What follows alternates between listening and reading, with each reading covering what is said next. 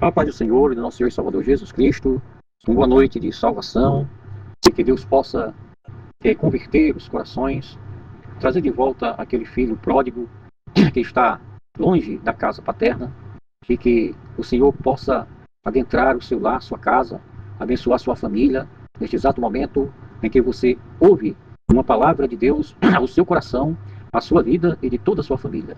Este que vos fala é o evangelista Rubens Carlos, e quero aqui, nesta noite, fazer alusão sobre o livro do Apocalipse de nosso Senhor e Salvador Jesus Cristo, onde nós já vimos na leitura anterior sobre a ira, a cólera, o juízo de Deus, quando o anjo tocou a sexta trombeta de Apocalipse capítulo 9, versículo 13 ao 21.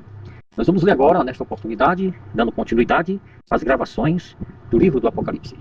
Capítulo 10, versículo 1 a 11, aonde diz: E vi outro anjo, forte, descendo do céu, envolto em nuvem, como arco-íris, por cima de sua cabeça, o rosto como o sol, e as pernas como colunas de fogo.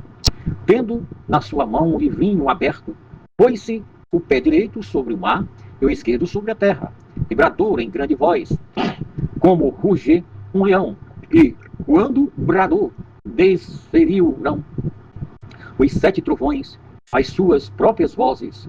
Logo que falaram os 7 trovões, eu ia escrever, mas ouvi uma voz do céu dizendo: guarda em segredo as coisas que os 7 trovões falaram, e não as escrevas. Então o anjo que vi em pé sobre o mar e sobre a terra levantou a mão direita para o céu e jurou por aquele que vive pelos séculos dos séculos, o mesmo que criou o céu, a terra e o mar e tudo quanto neles existe.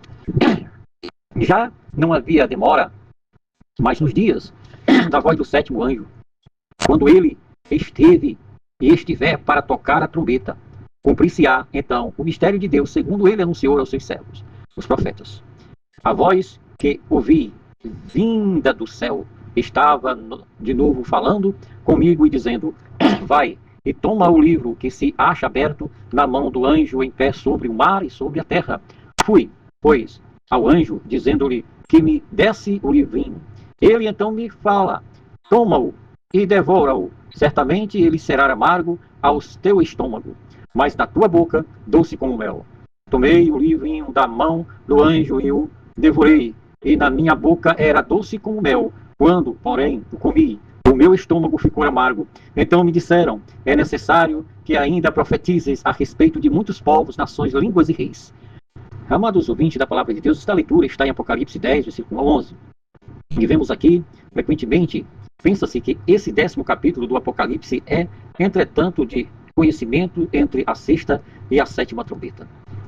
Dá para perceber-se que na sexta trombeta nós vimos uma terrível guerra mundial e não podemos evitar o pensamento de que se trata de uma guerra nuclear, na qual será morta a terça parte dos homens, sendo que além dessa guerra, João vê a luta final dos povos em Armagedon, onde todos os povos, tribos, línguas e nações da terra haverão com os seus exércitos marcharem para o Armagedon para lutar, pelejar contra o próprio Senhor e Salvador Jesus Cristo, que defenderá o seu povo Israel. Em pleno meia perseguição e tribulação, o Senhor Jesus Cristo estará defendendo aqueles que, nesse período tribulacional, aceitaram a Cristo Jesus como o único e suficiente Salvador das suas vidas, principalmente aqueles 144 mil judeus, 12 mil de cada tribo dos filhos de Israel, onde os mesmos estavam anunciando a palavra de Deus. Temos aqui no capítulo 10, de 1 a 11, a continuação, onde nós vemos, em primeiro lugar, outro anjo forte no versículo 1. Somente no capítulo 11, versículo 14, nós temos então o anúncio do encerramento do segundo ai da sexta trombeta. E, consequentemente, segue-se, ele também somente termina, e então, aí, o Senhor estará aplicando os seus juízos contra as nações rebeldes que aqui ficaram. Aquelas nações que estarão perseguindo o povo de Deus. E nós observamos, portanto, que no capítulo 10 também pertence à sexta trombeta, onde, tanto quanto nós podemos ver, a selagem dos 144 mil do capítulo 7 de Apocalipse, que pertence ao sexto selo. Aqui, necessariamente, a necessidade do coração e dos pensamentos da santa seriedade do povo de Deus para com seu Senhor. E vemos também que nesta compreensão que o Senhor nos pode e quer dizer a respeito das suas purezas e santidade. Onde diz, vi outro anjo forte descendo do céu, no versículo 1, já vimos os 144 mil, lá do capítulo 7, vimos também que os 7 arcanjos que se acham em pé diante de Deus e aos quais foram dados trombetas, capítulo 8, versículo 2, aqui trata-se do mesmo anjo que se fala do capítulo 7, versículo 2. Vi outro anjo que subia do nascente do sol, tendo o selo de Deus vivo, no capítulo 8, versículo 3. Também vemos esses anjos, lá que nós vimos nos versículos e nos capítulos anteriores. Agora, este anjo de Deus, esse outro anjo, veio outro anjo e ficou de pé junto ao altar, com incensário de ouro, e foi-lhe dado muito incenso para oferecê-lo com as orações de todos os santos sobre o altar de ouro que se acha diante do trono de Deus. Apocalipse capítulo 7, nós vemos como o sol que nasce, o sol da justiça, no capítulo 8, verso 3, como a grande, e vemos ali o grande, o sumo sacerdote em pé junto ao altar de ouro, sendo assim, sem dúvida, trata-se de Jesus Cristo, nosso Senhor e Salvador. Aqui em Apocalipse 10, versículo 1, o outro anjo forte tem uma aparência de Cristo.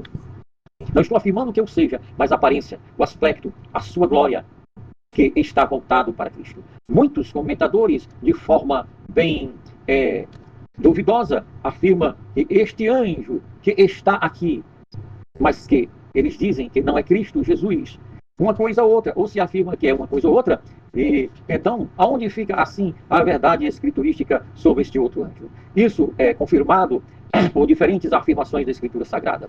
Por exemplo, a descrição da sua glória aqui, no versículo 1, vi outro anjo forte descendo do céu, envolto em nuvem.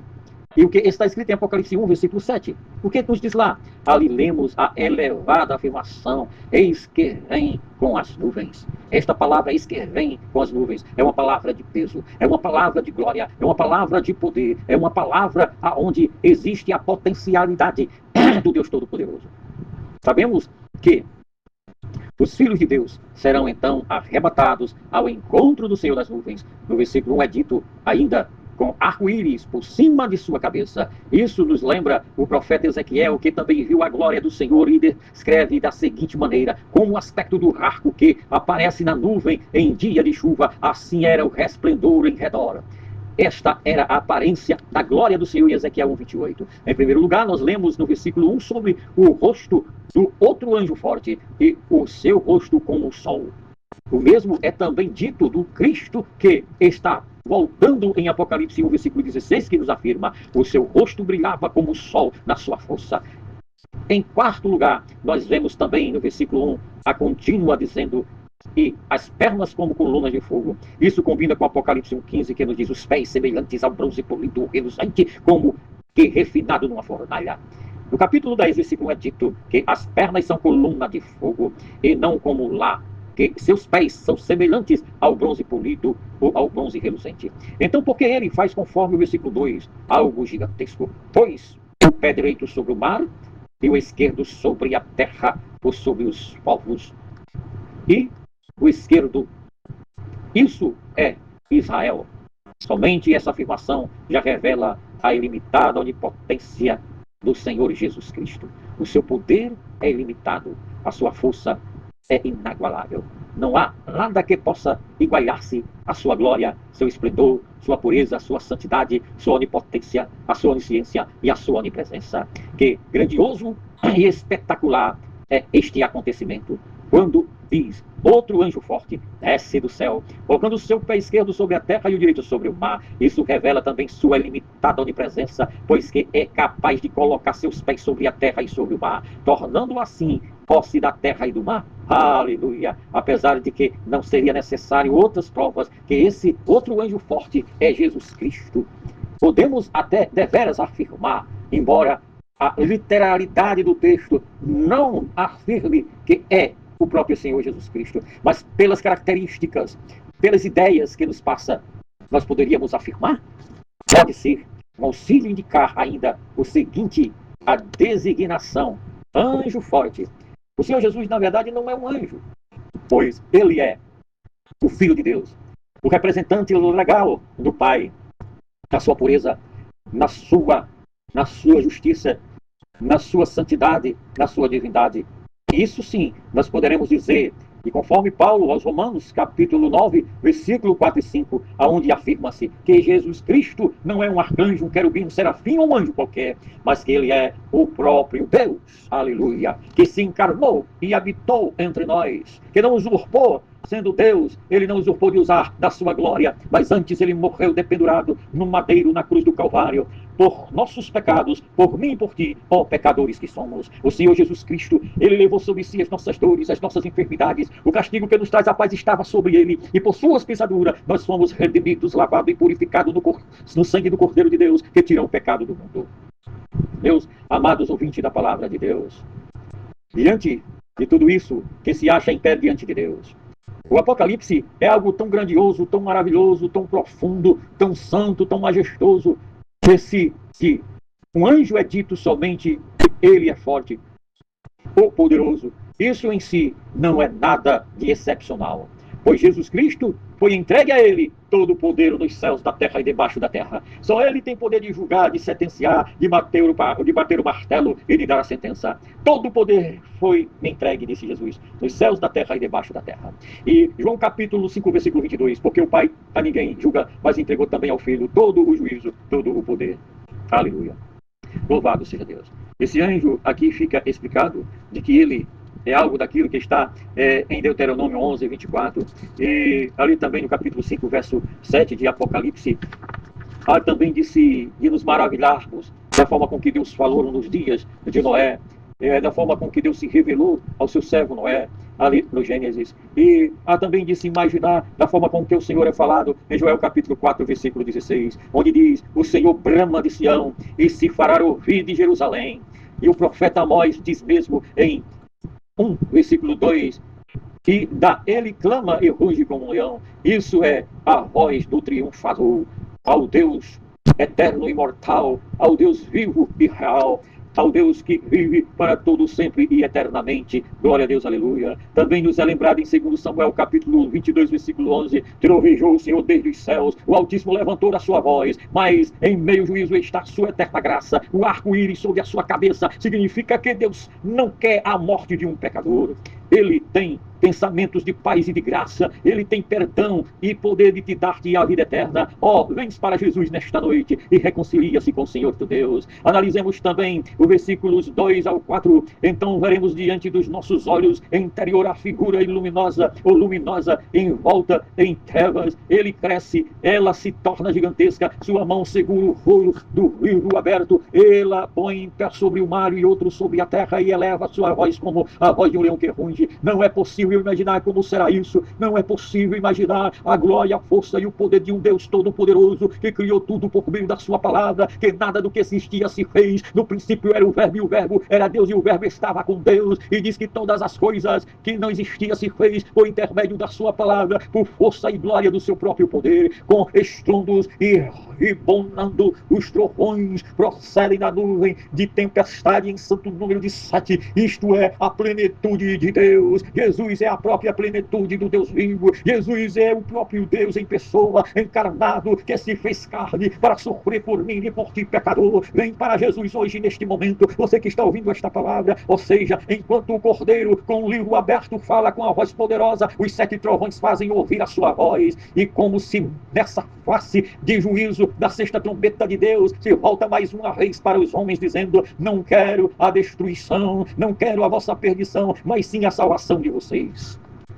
Venha para Jesus neste momento. Você que está afastado da casa paterna, volta e reconcilia-se com o vosso Deus. Aleluias. Ele é o Cordeiro de Deus, que tira o pecado do mundo. De João capítulo 1, versículo 29. Ele foi considerado e digno de tomar o livro e de abrir os seus selos. Somente depois ele podia agir como o resgatador. Aleluia, glória a Deus. Joel, em hebraico, por outro de todos cuja herança se perdeu. Isso se vê de maneira tão bela que o livro de Ruth, o marido judeu de Ruth tinha morrido e ela não tinha filhos, por isso tinha que vir um resgatador para manter essa esperança e herança viva. Ele tinha que suscitar-lhe descendência para que a herança não se perdesse. Jesus Cristo é o nosso grande resgatador, Ele é o nosso grande restaurador, Ele é o nosso Senhor e Salvador, Ele é o nosso Deus. Oh, aleluia! E só Jesus Cristo pôde agir por todos aqueles cuja esperança perdeu-se por causa do inimigo, por cuja esperança se perdeu pelo caminho, porque se desviou da verdade. Mas hoje o bom pastor vai te pegar pelo ombro e para trazer-te para o servadouro. Ele traz você de volta à casa paterna neste momento. Ele te pega pelos braços, te pega e coloca sobre os ombros e traz você para o redil, porque ele é o bom pastor que deu a sua vida pelas próprias ovelhas, pois somos destinados a ser cordeiros também do seu reino. Deus criou o homem à sua semelhança para que ele domine sobre a sua criação, mas o homem caiu nas suas mais profundezas de pecados e perdição. Mas então veio o nosso Goel, em hebraico, que não quer dizer nosso resgatador. Ele conquistou a herança perdida através da sua morte na cruz do Calvário. Jesus Cristo deu-se a sua própria vida em resgate de muitas vidas, e como diz o profeta Isaías, que ele mesmo verá com seus próprios olhos o fruto do seu trabalho, e ele muito se alegrará. Antes ele não podia tomar posse da terra ou fazer valer alguém direto sobre a terra para limpá-la de todos os seus inimigos. Somente depois de receber a autoridade legal para isso, como podemos aqui receber uma recompensa tão gloriosa pela sua justiça profética, na qual é perfeita e agradável a Deus. Ele foi colocado nesta situação. Que Deus te abençoe, você que ouça esta palavra. Nós temos aqui algo de Deus e algo muito eminente em nossas vidas. Como é maravilhoso, poderoso proclamar do outro anjo forte. O próprio Jesus Cristo está embutido no meio do capítulo 10. E é então o anjo que vi em pé sobre o mar e sobre a terra, que levantou a mão direita para o céu e jurou por aquele que vive pelos séculos dos séculos, o mesmo que criou o céu e a terra e o mar e tudo quanto neles existe. Já não haverá demora, mas nos dias da voz do sétimo anjo, quando ele estiver para tocar a trombeta, cumprir-se-á então o mistério de Deus, segundo ele anunciou aos seus servos, os profetas. Aleluia. Amados irmãos, fiquemos aqui com este outro anjo forte, esta mensagem, onde alude-se as informações e as expectações para a pessoa de nosso Senhor e Salvador Jesus Cristo. Este que vos fala é o evangelista Rubens Carlos, e eu peço aqui encarecidamente que você deixe o seu like, deixe o seu comentário, compartilhe este humilde trabalho de evangelização e rogo aqui as vossas orações. A paz do Senhor.